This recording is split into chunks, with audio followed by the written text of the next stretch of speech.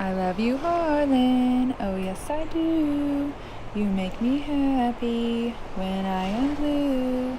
I love you, Harlen, I do. Oh, Harlen, I love you.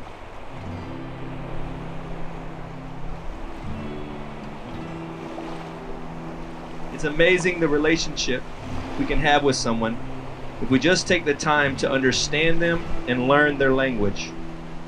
Harlen had his own special language and even different ways of communicating with different people that he loved, making each one feel like they mattered to him in their own way.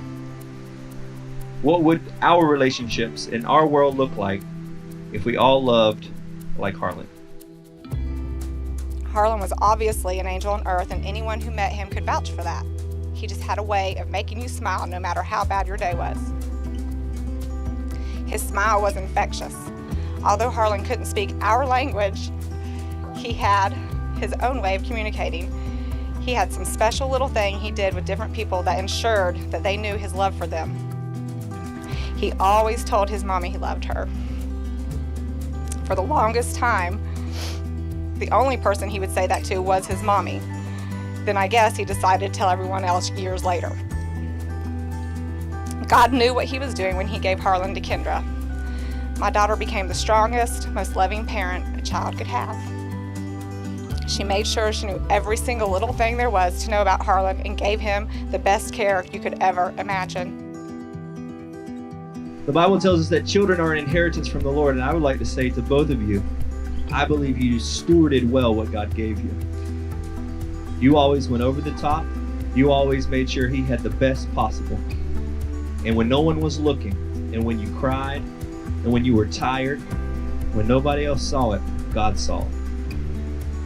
When no one else knew how difficult it may have been, he knew, and he gives you strength in those moments.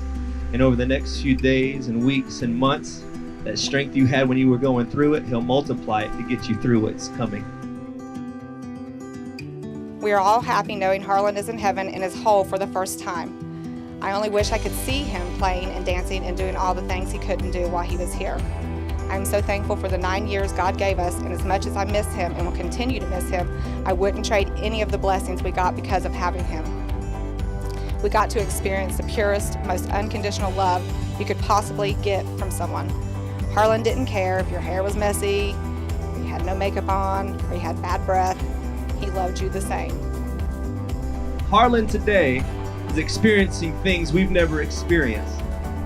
The Bible says in 1 Corinthians chapter 13 that perfection will come and unperfection goes. So everything we don't like about this world is gone. The hurt, the pain, the struggle, the disease, death, crying, sadness, it's gone.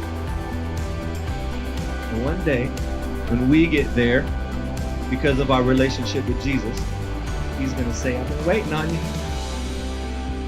Come here, mama, give me a hug. And you'll dance again. And I bet he'll show you some moves you didn't have. I think the one thing my daughter has said she thinks people could learn the most from Harlen is that if he can wake up every day with a smile on his face, despite his constant seizures and all the other medical challenges he had, then everyone in this world should be able to do the same thing. He was always happy and always showing his love to everyone, no matter how sick he was. So please, everyone, just try to be happy and show love toward each other in honor of our sweet Harlen.